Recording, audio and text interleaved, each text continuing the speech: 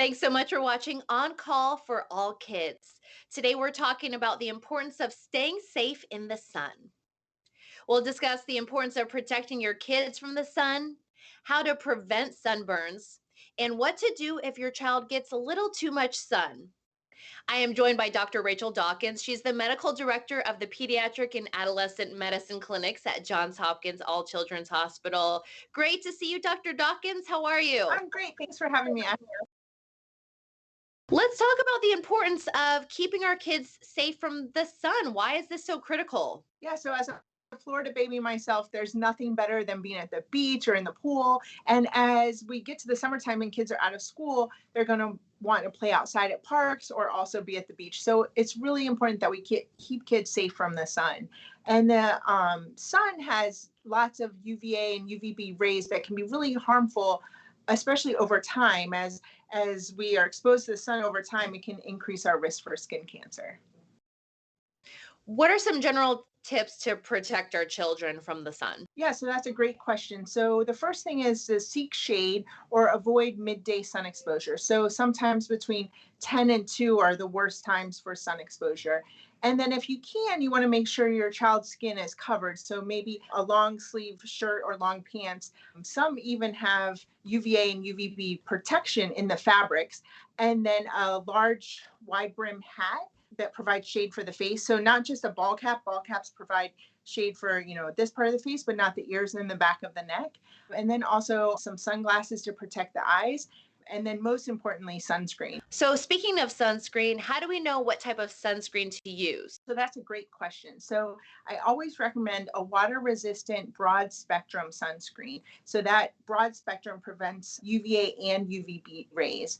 And then I always tell parents to find something SPF or sun protection factor 30 and above. So that is great for kids. There are higher ones of 50 or 70, but at least 30 will protect kids from the sun. And how about for babies 6 months and younger? Yeah, so on any sunscreen bottle, it's going to say not to use on kids 6 months and younger. And the reason why is that generally kids 6 months and under shouldn't be out in the sun. But in Florida, that's really almost impossible. So, I tell parents that it's okay to use sunscreen on babies younger than 6 months, but, really try to keep them out of the sun, keep them in the shade, make sure they're wearing the long sleeves and long pants. But it is okay to use the sunscreen on that age. I just would use it sparingly and try to keep your kids out of the sun. So, Dr. Dawkins, how do I know if my child is getting a little bit too much sun? And if they do get too much, what do we need to do? Yeah, so kids can get sunburn in as little as 15 minutes, but you might not see the effects on their skin until even 12 hours later. And a lot of times parents don't notice, but they might notice their kids getting a little bit pink. If you see your kids getting pink, it's probably already too late and you need to take them out of the sun.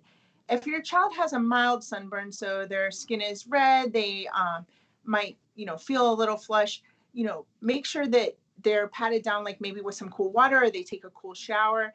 And then the other thing to know is that kids lose a lot of their hydration from being in the sun. So making sure that they drink plenty of water to keep hydrated. If your child has a more severe sunburn, so blistering, fever, chills, flu-like symptoms from being out in the sun, then that's a really good time to call your pediatrician for advice.